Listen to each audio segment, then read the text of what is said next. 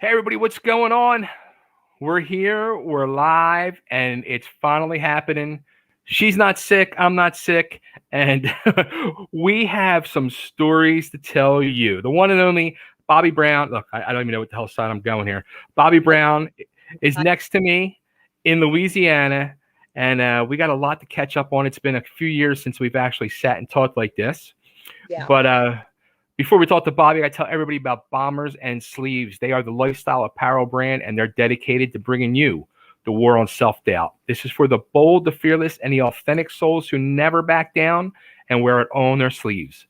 Bomb your boundaries today at bombersandsleeves.com. Well, everybody, she's here. She's my cherry pie. She's your cherry pie. And she is cherry pie until she dies. The one and only Bobbie Brown. Bobbie, how? Word. I would say, how the hell are you? But I already know. So what's going on? Just dodging bullets, bae. You know what I'm saying? Literally. No fucking for real, literally. All right, we got so much to freaking talk about. I don't even know where to begin. So let's begin. Let's go back. Like, I mean, the scary part is the last time we actually like did one of these interviews. It might be like 2 years because I feel like it was like right when you messaged me, like, "Hey, I'm sitting here with Jamie Kennedy," and I had like a stupid crush on him for like 1 sec, and I think that was the last time. And then I was doing stand up, and then COVID hit, and I moved across country and got a stalker and almost died. So yeah, I think that's where we are yeah, yeah. That's funny. I actually just heard from Jamie the other night, as a matter of fact, because he had a new movie that came out. now. Interesting. Yeah. Yeah. The funny thing is, so I'm in Nashville now. I moved to Nashville from Philly, and went through a pretty ugly divorce. And Oh, I'm so sorry. I didn't know that. yeah, and like most of my stuff, which I don't even know if I still own, is Right. back in Pennsylvania. But Right. some of the belongings I do have. Oh shit! Look at you. I So still you got my read that Brooks. Jamie Kennedy chapter then, right? Yeah, I didn't read the new book yet. Oh shit! Okay, well you have to because you'll laugh your ass off. Interesting. Yeah, Very interesting. you're in it. Really? Yes. Why the fuck don't I know this? You didn't tell me that. Well, you got to read the fucking book, babe. What's up? All right, now I got to start reading the book tonight. I know. Or actually, listen to the audio version because it's so much better. Because it's like how I talk to you is like how I read the book, so it's so much more personal and funnier that way. I think. Oh, this is too funny. Yeah, I like audiobooks better now. Like it's a lot easier because you can just really, especially since it's you reading it, you can Yeah. dive into it more. Yeah, and I do voices and I do the inflections of the moment. I feel like it's so much more personal. That's too funny. So, actually, we had reconnected after my move to Nashville. We started texting last year, and you actually you were driving to Louisiana, and you were like, "Fuck it, I'm moving to Louisiana," and I'm like, "What?" Like I was Yeah. blown away. You're like, "I'm Yeah. going home."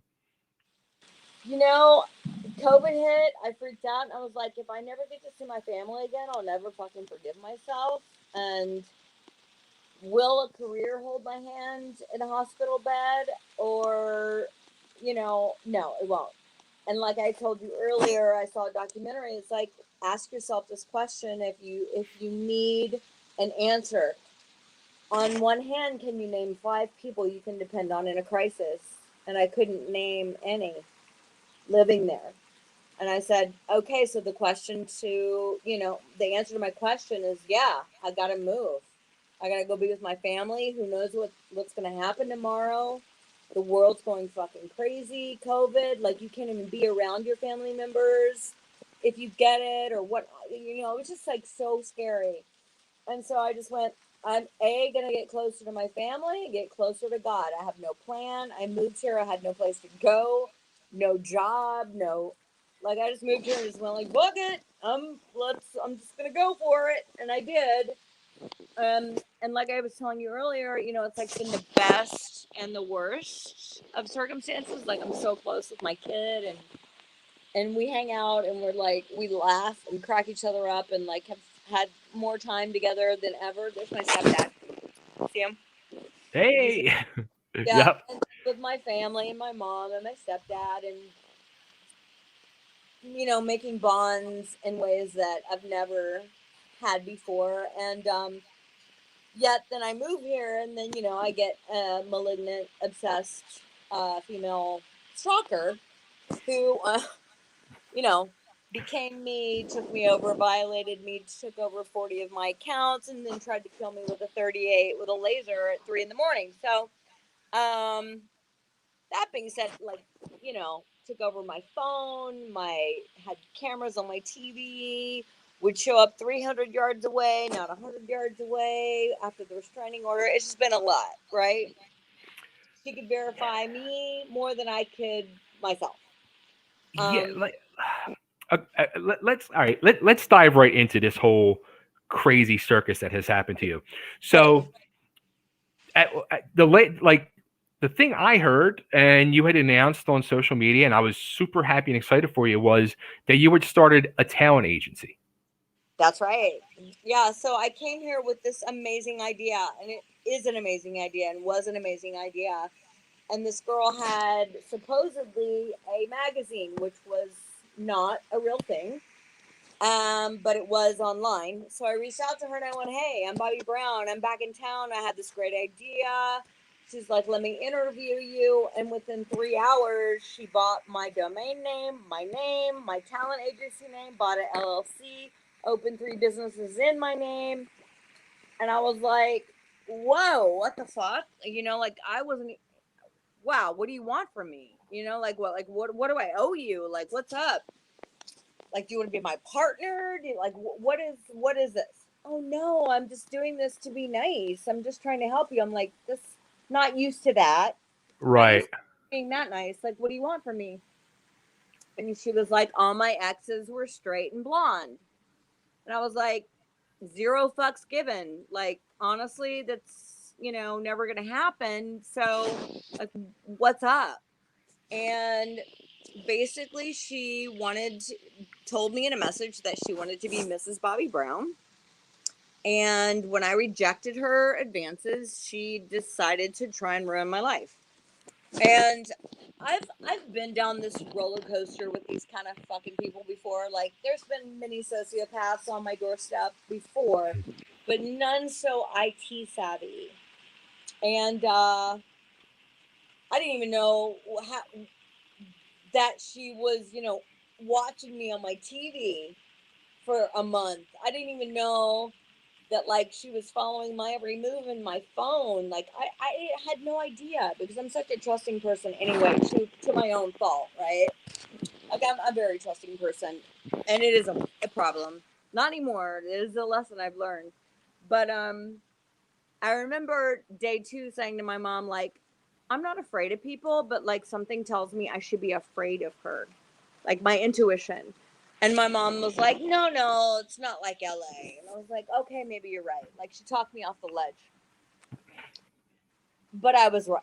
My intuition was deadly right. And within 3.5 weeks' time, she had compromised all of my accounts, changed my own Wi-Fi. I was blaming the fucking weather here. Like, oh, the hurricanes are fucking me up.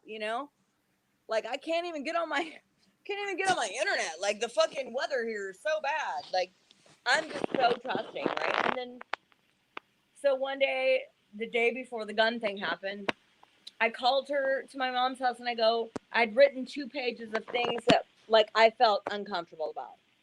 What do you want from me? You've opened this web page. You've started collecting monies at a talent agency. I have no logins. We have no contracts. We have no agreements together. What the fuck do you want from me? Why is my picture your screensaver? And why have you glued one of me on the back of your phone? Like, all these things make me feel weird, right?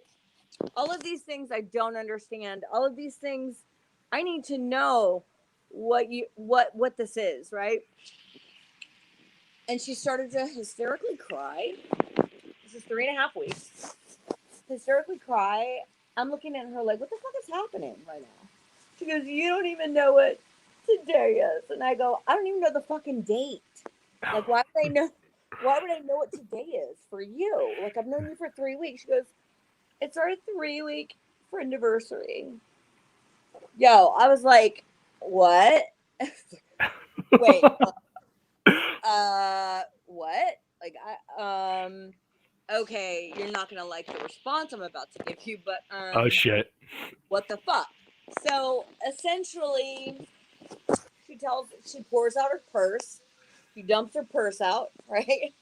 About her feelings, and I kick him to the curb, right? Obviously. I'm like, I'm sorry that all your exes were straight and blonde, but it's never gonna fucking happen. Give me the logins to all my shit. What the fuck? Like, what is this? So apparently, when you're a malignant narcissist and you confront them, they get real mad, and they're dangerous. Didn't know that. Didn't know that. Of course, I'm like, what the fuck? You know, I'm so confrontational. Pissed her off. She shows up at my house at 3 a.m, demands to be let in, and I'm all half asleep, dosed with my Xanax. Like, what the fuck's going on? You know? And she's sitting there. Her flash goes off. I catch her her flash goes off on her phone, catches me by surprise. I look behind me. She's taking photos of my passwords on my iPad. And I'm like, what the fuck? Right? So I confront her, and she gets real smug and weird, like super calm. I was like, whoa, what's up? She's like, do not fucking yell at me. I'm all, this is fucking yelling like a psycho. Doesn't even flinch, dude. I'm like, wow, you need to get the fuck out of here right now. She's like, cool. I just gotta go to the bathroom. I'm like, fine, go to the bathroom, get the fuck out of here. I'm grabbing my keys. She's nowhere to be found. She goes all the way across my condo into my master into the bathroom, which is like not okay with me. Like, you're never invited into my private, Right. sanctioned bathrooms. The guest bathroom is right there. I walk, I'm looking for her. I'm like, hello. I see my dog shaking like she's having a seizure. And I'm like, oh my God, what's going on with my dog? I look up and I see the devil. Like the mask was off. And she looked like she was like seething with disgust. And I looked at her and I was like, oh my God, you don't even like dogs. Like, you don't like dogs. She's like, I don't. I guess I like chihuahuas. I'm like, you need to get the fuck out of here. Right? I'm thinking to myself, what am I dealing with? Like, I'm scared, I'm freaked out, but Right. so I walk around. She's supposedly behind me. I grab my keys. I go to open my garage door. I turn around, not there. Hello, hello. And my neighbor, who I've never met, who I was told goes jogging at 4 a.m. every morning, just so happened to Angel Ann at that very pivotal moment comes jogging past, right? Because homegirl's coming out finally, and she's like, hey, I left my keys inside. Can you help me come in and find my keys? Right then, Ann passes, and I'm like, oh, hey, Ann. Like, oh, I heard you, like interaction with her. Homegirl's like, so what about the keys? I go, no, fuck you. Click the clicker. She has to run out of the garage. I walk in to a loaded 38 on my kitchen table. So within 30 seconds, she had walked out of my bathroom, put the gun on the table, and tried to coerce me to go back inside to help her find the keys that she had. Oh. So, okay.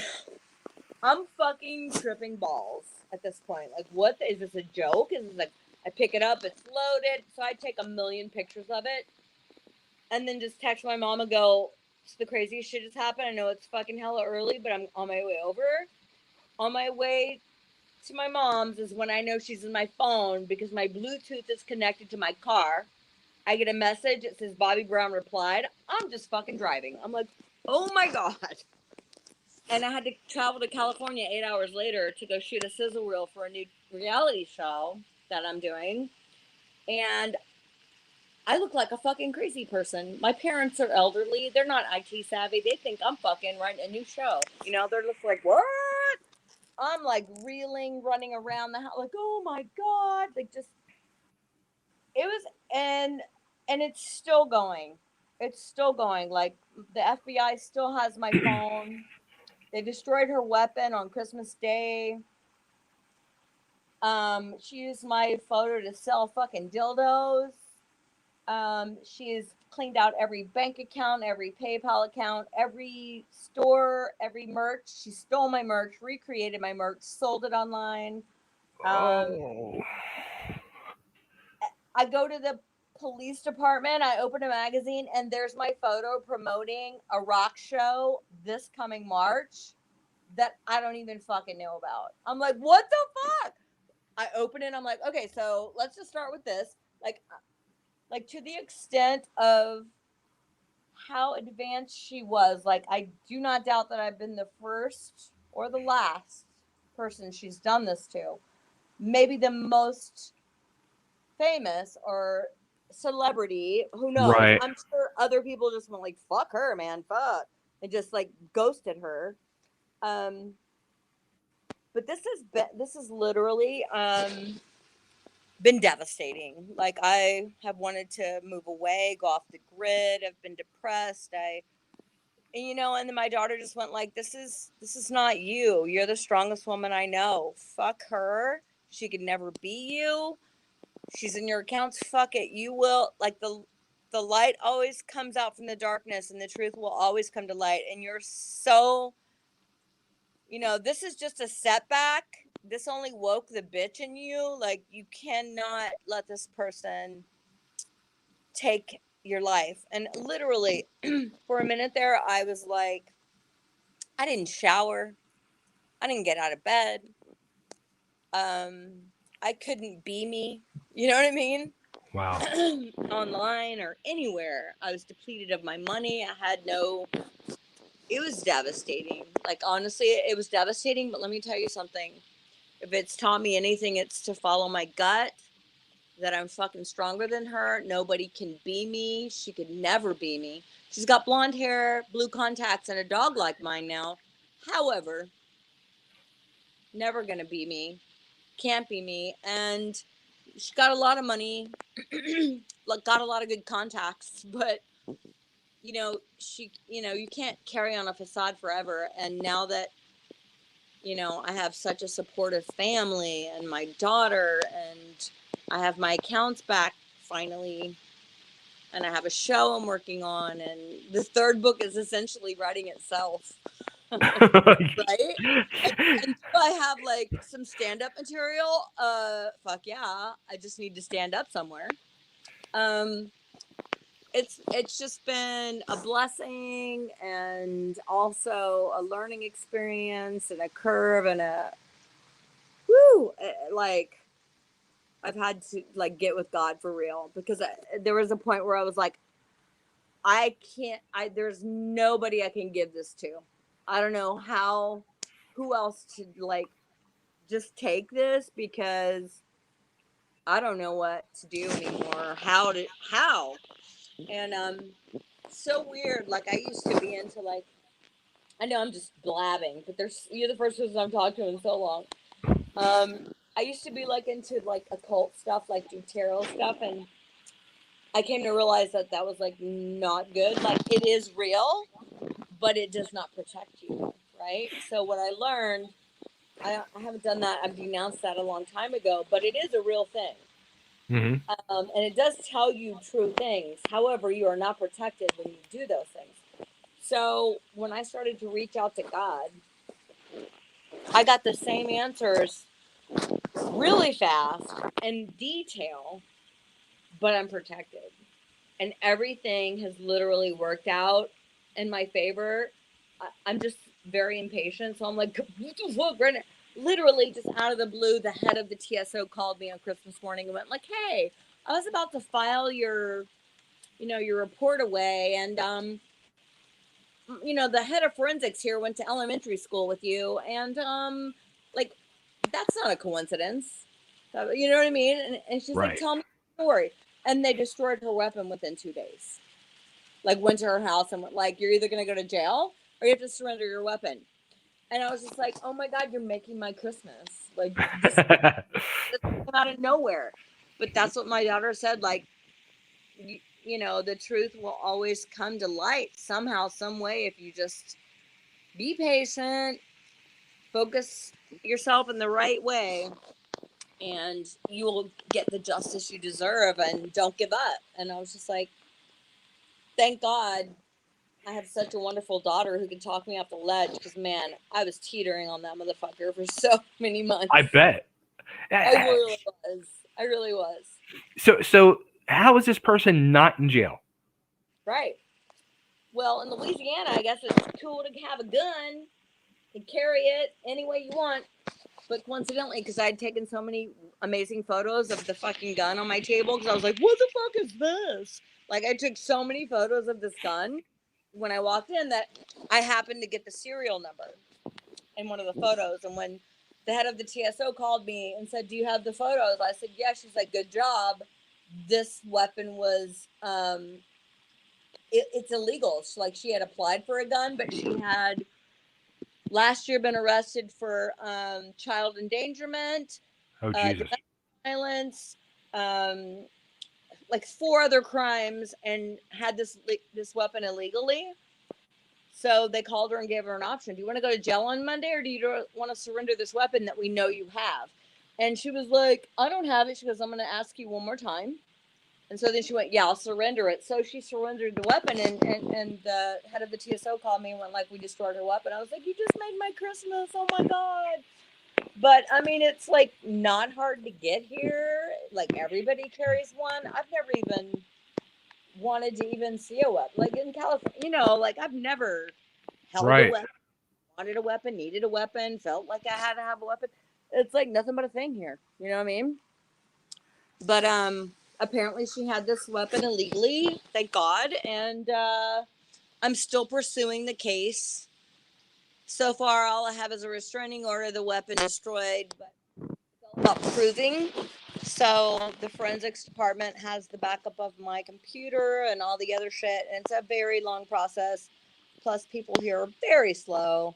And this is the first supposed celebrity stalking, cyber stalking case they've ever had in Louisiana. So, that being said, it's taking a lot longer. Like, the FBI in LA called me like ASAP, like, too bad you moved. Right. And I was like, right? Sorry. Yeah. So they're still working on it. And it's How just, about all the money she stole from you? Like, they can't prove that? I mean, literally what I have to do is like make a list with a new attorney, with the new detective. Like, I have to go through all the shit. It's just a lot for people to wrap their head around because, like I said, she's phenomenally IT savvy and good at what she does. I guess she's been a con for a really long time. I don't know. And I'm just the first person who just didn't get scared about it and just be like, ooh, peace out, that I'm trying to do something about it. And it's a lot to prove. It's all about proving. Like, when I was on Ex-Wives of Rock, I knew how to change my IP, log in, and pretend like I was in Canada and we could all watch our show. And everybody thought, oh my God, you're so smart, right? Right. If anybody's a professional at conning anyone, I don't doubt that this bitch doesn't know that already. Like, I'm not even a con artist trying to do things for bad. But if you are, I'm pretty sure you know those things. So it's been very hard to prove. They're still looking, but, I mean, I'm not even a hacker, and I knew how to do that, you know? Right. So, that being said, it's just been, it's been exhausting, bae, honestly. It's been exhausting. Holy shit. Like, you would expect something like this to happen back when you were in LA. Right? Like, I had, like, wannabes who tried that shit, but, like, were dumb as fuck. Didn't know anything about IT shit, but they did cause me a lot of drama and stress, but I get a restraining order and boom. But the IT thing has been a whole nother level, like, of like, what the fuck, I would go to get a new phone. Like, the people at AT&T didn't even know that it's not even about your SIM or your phone number. It's about your IMEI. So I changed my SIM and my number 4 times. She's still on my phone. I don't even know that. Holy shit. I had to talk to the international FBI, and he's like, oh, no. You need to get a fucking new phone. And I was like, who knew? Like, I don't know. And when I was going to AT&T to get the new phone. I was going to exchange my old phone. She had already blacklisted it as stolen, so I couldn't even get a discount on my new iPhone. Seriously. Unbelievable. No, I'm not Unbelievable. kidding.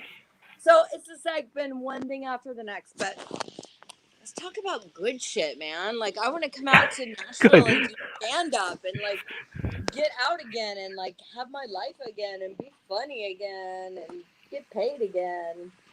Right? So where do you go from here now? Like is the talent agency still something on your radar that you want to do? Honestly, everybody says like that's still so legit. You should do that, but I'm still super violated by it. Like I'm still getting tax papers for an agency I never even owned right now because of it. Right. Even though it is a great idea and it would have been bomb, like she kind of fucked that idea for me, and just I just would rather like pursue me. But it was a great idea, and it was gonna be awesome, and it would have been awesome. Um, for right now, I just want to do me. I want to do stand up. Have a reality show with three of the girls who used to be on X Wives of Rock, plus Gretchen Bonaducci and two other new girls. Oh, Suzanne Bob married to Sebastian, and we have a great show idea that we shot a sizzle for that we're pitching to producers that we're really hoping to get picked up, and it's bomb ass cast. It's a great conception. We're editing the sizzle, and hopefully we'll get it on the air soon. But it's awesome. It's a feel good show. It's camaraderie. It's helping during COVID. It's awesome. It's called Rock in a Hard Place. nice. Yeah. Now, one thing, as we've become friends over the years and done many interviews, um, Yeah. you and Athena were, like this, and you had like a parting of the ways for a little bit. But I had saw, I guess it might have been 2 years ago, a year ago, whatever it was, that you guys are back together. Yeah, we got back together. Um, yeah, like she moved to she moved to Washington and became a nurse again, actually. And before she moved, we hadn't spoken. You knew that whole thing. We had lunch. Nothing was mentioned. Like it was almost like, oh hey girl, like nothing was brought up, and it really still hasn't been. But I was doing stand up and stuff, and then like I guess it was like 8 months ago, she sent me a long message like, you were the best friend I ever had. I'm so sorry, like she came forward and was like, I miss you, all those things. And I was like, girl, it's like a breakup when you left. You know what I mean? So yeah. And we've seen each other. We got together for the sizzle filming, and we love each other. We're like sisters, honestly. It was just like, it's so good to see you. Yeah, we haven't talked about the bad blood, but really, I mean, I was in a shitty relationship. She was getting sober. I get it. She gets it, but it doesn't, mean that there was any love lost ever. It's just miscommunication or no communication, Right. actually.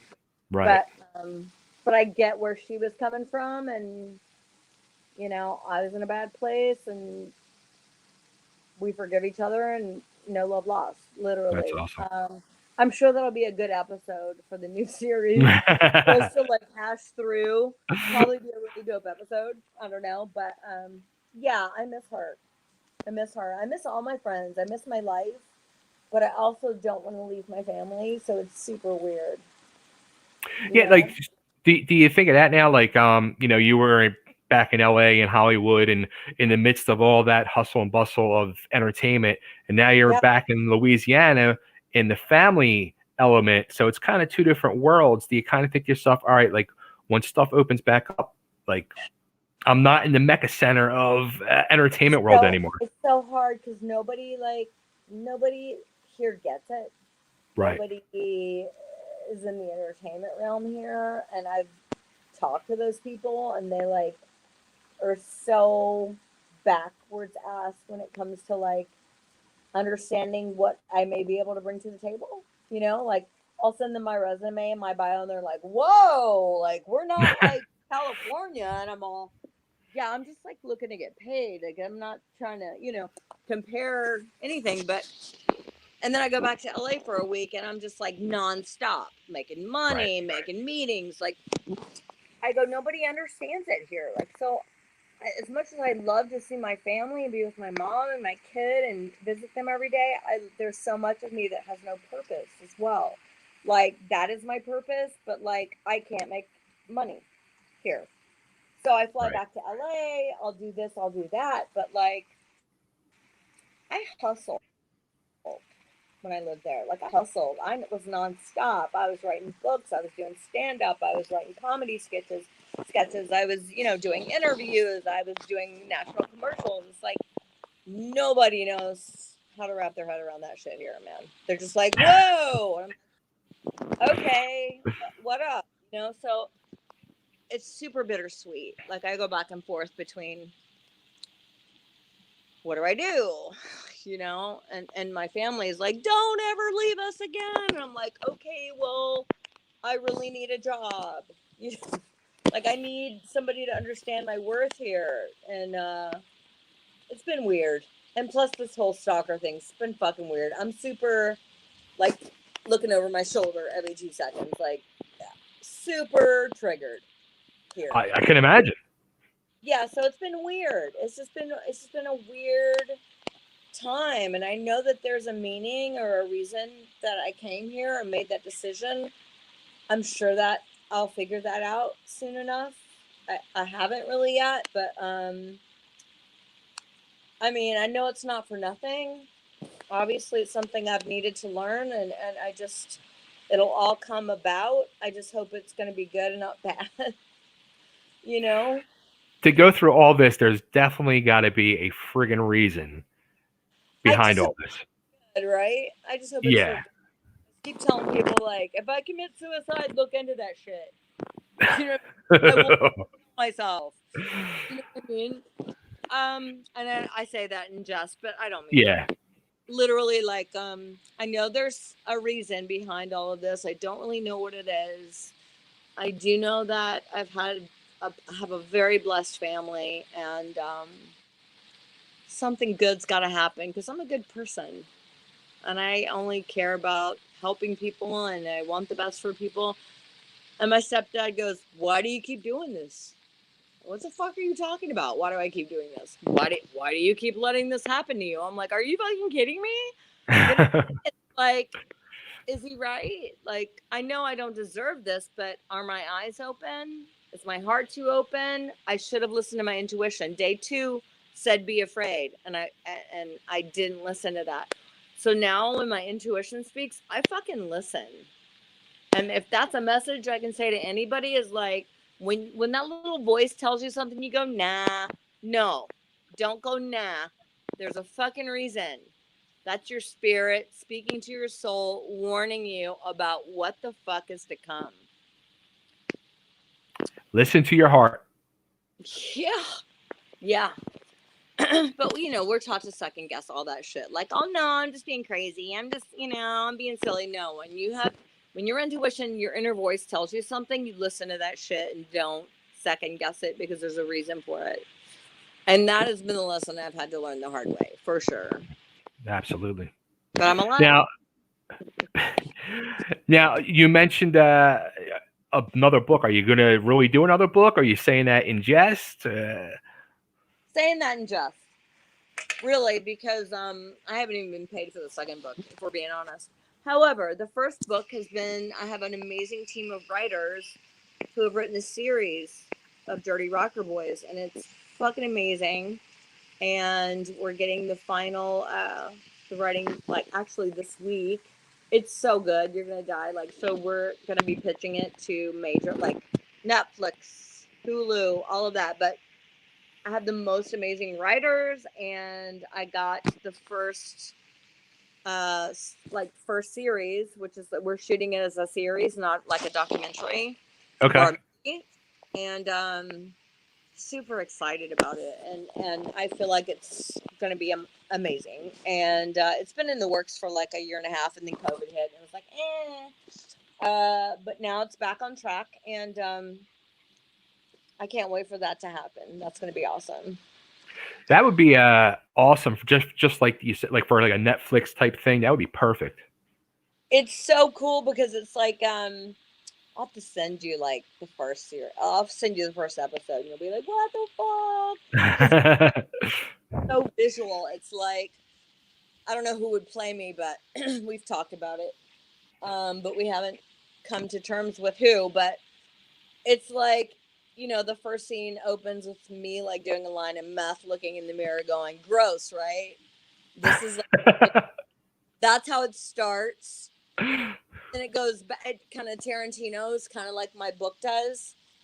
But it's fucking badass. I think it's gonna be awesome. I'm super excited about that. And then the reality series, like I said, that I'm working on. And book 3 is just a joke that I say, but it really has been writing itself. If I were gonna pitch a book 3, it's like so easy. All I have to do is just have somebody send this interview to my Caroline and be like, "Hey, what's up?"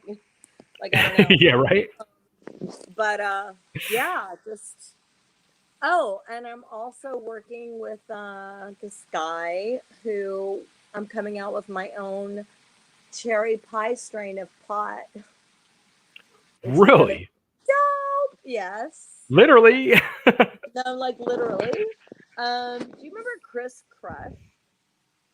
He was like in, Yeah. uh, yeah, I don't know the band or whatever, but he's like huge in this dispensary business. His dad died, left him some money. He opened a dispensary with his brother. They're killing it. And he called me. He's like, "Would you be interested?" And I was like, "Fuck yeah, that's such a great investment." So we've been talking, and we're signing papers next week, and I think that's going to be a dope idea. Dope, literally a dope idea. Like I just got back from Boulder before everyone was shot, which is horrible. But we just went there, and me and my stepdad and my daughter stayed high the whole time, and it was so much fun. That's hysterical. I know, and I don't even smoke pot, so I was ridiculous. I was like embarrassing. My daughter was like, "This is the funniest shit ever," but it was fun. It's funny because like the whole cherry pie thing. I mean, was there a point like you? It seems like you've totally embraced it. Like I saw, I think it was on one of your social medias, cherry pie till you die, and that's why I said that in the beginning. And I was just like, was there ever a point like we everybody knows like what Janie went through, how you kind of came to regret writing that song? Did you ever go through a point like regret being the cherry pie girl? Yeah, yeah, I did. I did a TV show, and Janie got so mad at me because I was like, I didn't vote for Cherry Pie as opposed to another song. But literally, I was at a point where I was so sick of being like the Cherry Pie girl, just kind of like he was. Being like, "Oh, the cherry pie guy." I did an interview the other day, and I was like, he was such an amazing, talented writer, and Cherry Pie wasn't even on the album. And then like Donnie Einer called him at the last second and said like, "We need a loving in the elevator, loving in an elevator. Like, we need like a poppy anthemy song for this album." And he went to the bathroom, took a shit, and wrote Cherry Pie on a box. I could not. And he came out in 5 minutes, and that was Cherry Pie. And he said everything was fucking Cherry Pie, everything after that. And that wasn't even like he didn't even give that song an effort. Like, it was just like, and he's like, "And forever, ever, and ever, I've been the Cherry Pie guy." And he's like, so much more than that, like Right. so much more talent and so much more feeling and so much more depth. And in a way, it bummed him out that like he was forever the cherry pie guy, and he literally took a shit writing that song. Not that he, but he did end up being like, God, like I just wanted to be known for, more than that, and I Sure. get that, and yes, there was a time where I was like, I'm just not that girl all the time. Everybody was expecting me to like come in and crawl on, all hands, my floors, hands and knees, flipping my hair with a bra top on. And I'm like cooking breakfast and putting toothpaste on people's toothbrush. And they're like, "Well, wait a minute. Where's that girl?" I'm like, "That's not even fucking a real girl."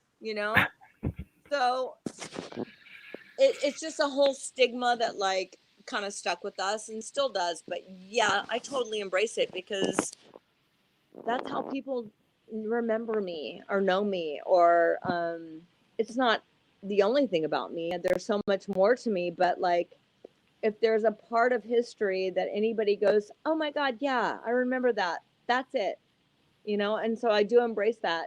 That's what makes us have a conversation or me relevant at 53. You know what I mean?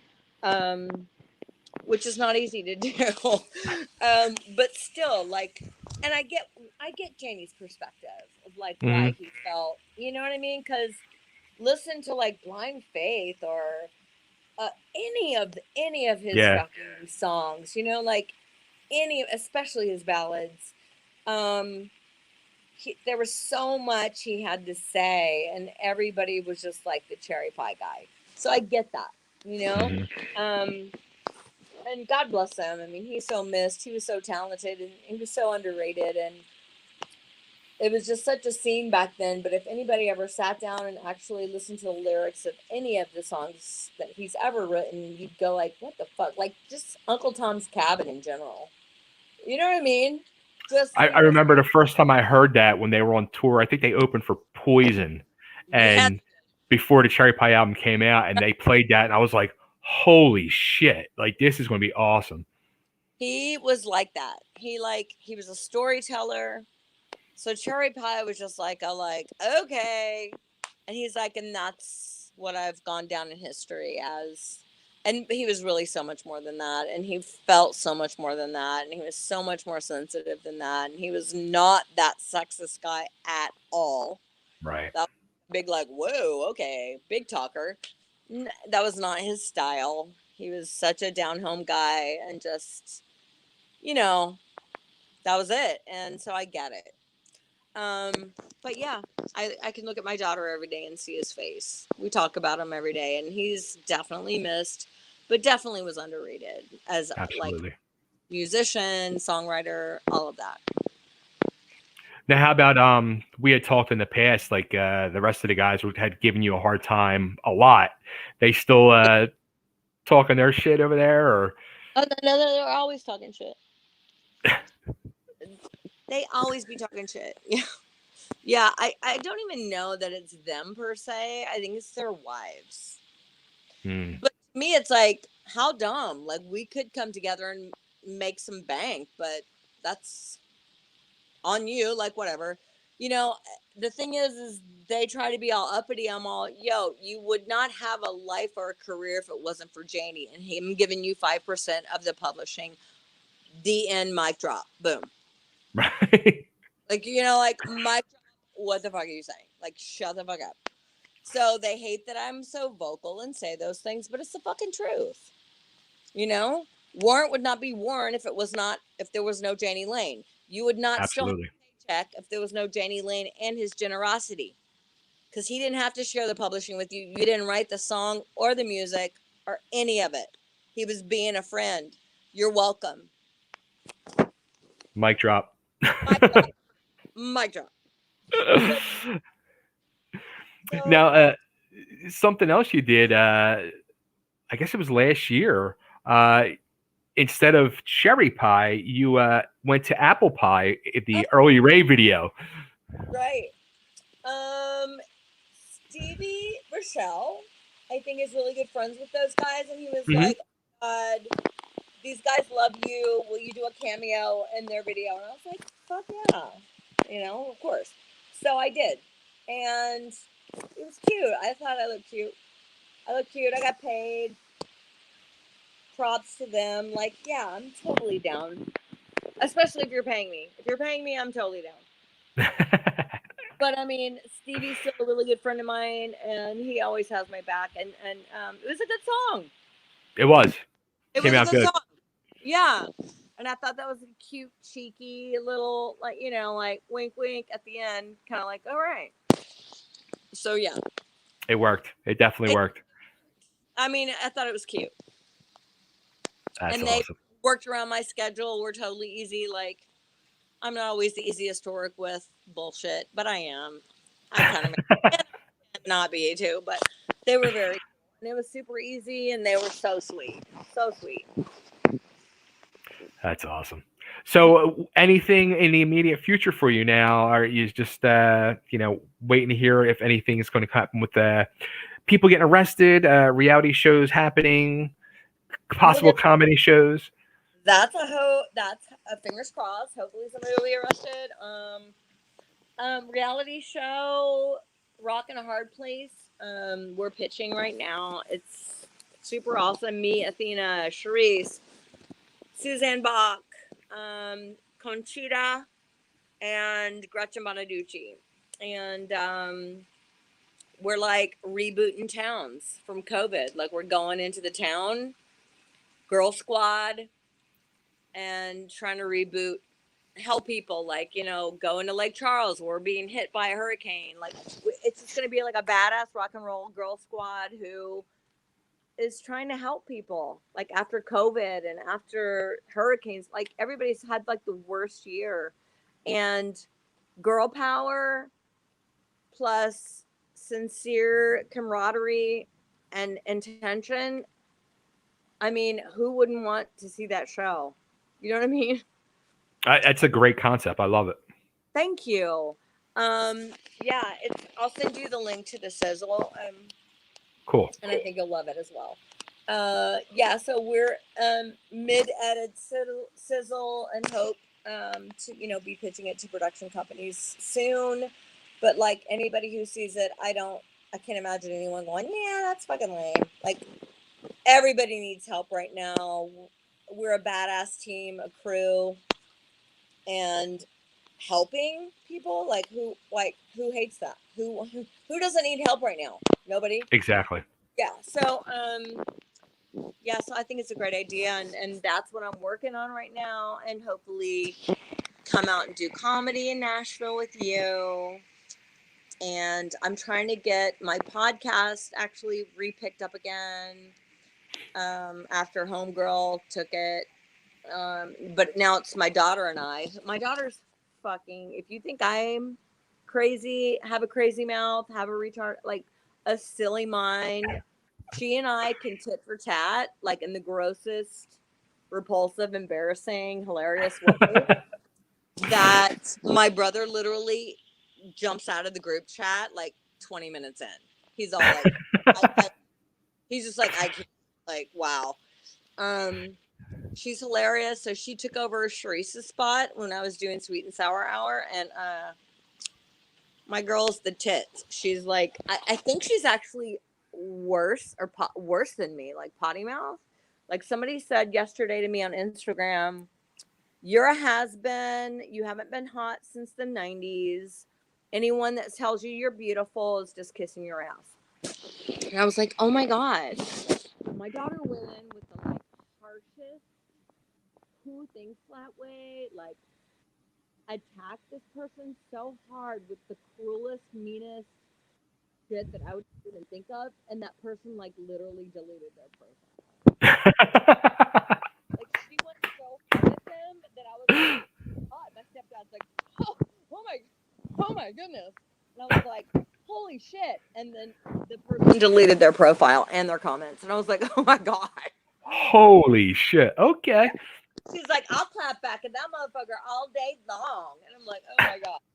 She's hilarious. Because I can't. I won't. But she's like, who the fuck is it? Like, she's so protective. She's so awesome. I just love Now, her. does she have any desire to like go into the world of entertainment? No. Not even. Madison, Janie's youngest daughter, does. She's covered a couple of his songs, and I promoted those. She wants to be a singer, but Taylor's like, get the camera away from me. I have tried to talk her into being on my shows. She will do the podcast because it's not a visual, and she's fucking hilarious. And she's beautiful. She's just so hard on herself. I mean, if you see her profile, she's Yaler on Instagram. My daughter's beautiful, but she's so okay with being self-deprecating and like making the ugliest faces. And she literally gets off of taking the worst photos of me and posting them. And I'm like, really, dude? She's like, it's just amazing. And she's like, if I'm like go to the dentist and can't speak and my tongue's hanging out of my mouth because I had 4 shots and I'm talking with a lisp. She's like, oh my God. Like, she just loves it. So it's been amazing being here with her and my mom, and we're just cracking each other up. But I would like to make some money. So call me out to come do some stand-up. Let's do this podcast shit. I'm in. I'm all in. There you go. That sounds like a plan. Awesome. Well, you look great, babe. I'm glad you're happy.